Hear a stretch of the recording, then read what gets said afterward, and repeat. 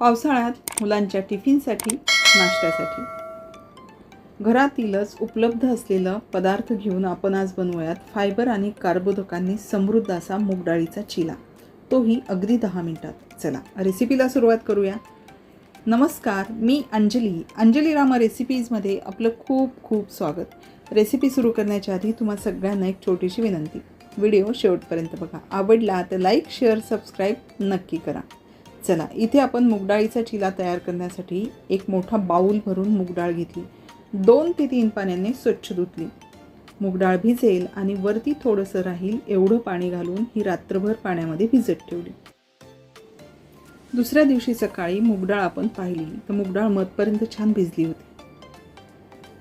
मुगाच्या डाळीतलं पाणी काढून टाकूयात आणि मूग डाळ एका चाळणीवरती काढून घेऊयात।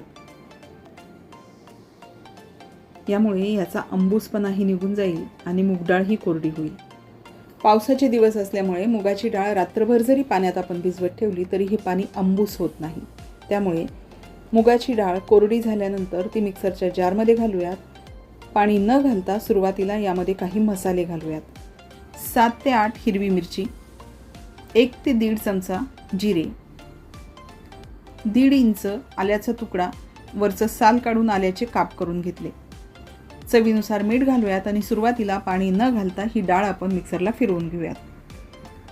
डाळ मिक्सरला फिरवून घेतल्यानंतर यामध्ये हलकंसं पाणी घालूयात। साधारणपणे 1 चमचाभर किंवा व्हिडिओत दिसतोय ती 1 पळीभर पाणी घालून हे बॅटर आपण इथे रपाळ तयार करून घेतले।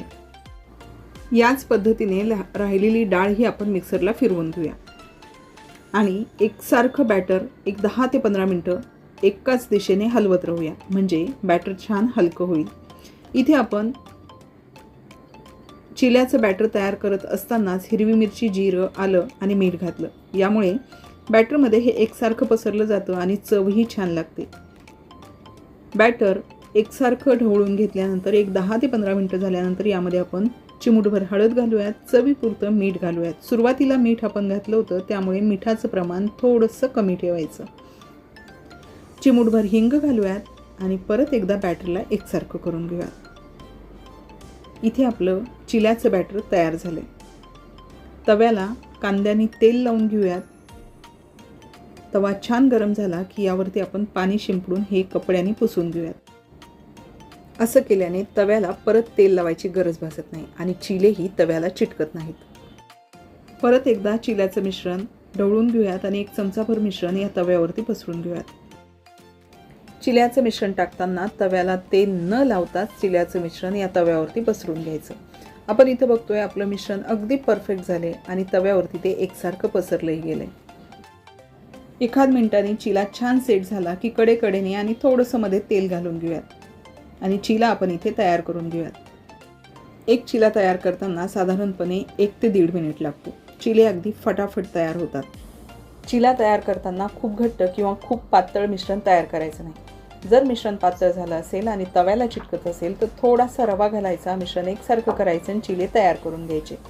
चिले तयार करताना एकाच दिशेने भाजायचे, दोन्हीही बाजूने चिले कधीही भाजायचे नाहीत। या चिल्यांना जाळीही छान पडते आणि हे मऊसूतही राहतात। चिले थंड झाले तरी खाताना घशात कधीही अडकले जात नाहीत। या पावसाच्या दिवसांमध्ये रोगप्रतिकारशक्ती वाढवणारे या मुगाच्या डाळीची चिल्याची रेसिपी तुम्ही नक्की करून बघा। व्हिडिओ आवडला असेल तर लाईक, शेअर, सबस्क्राईब नक्की करा आणि हो, शेजारचं घंटीचं बटनही दाबा। चला परत भेटूयात अशाच जुन्या नव्या रेसिपीसह। तोपर्यंत नमस्कार।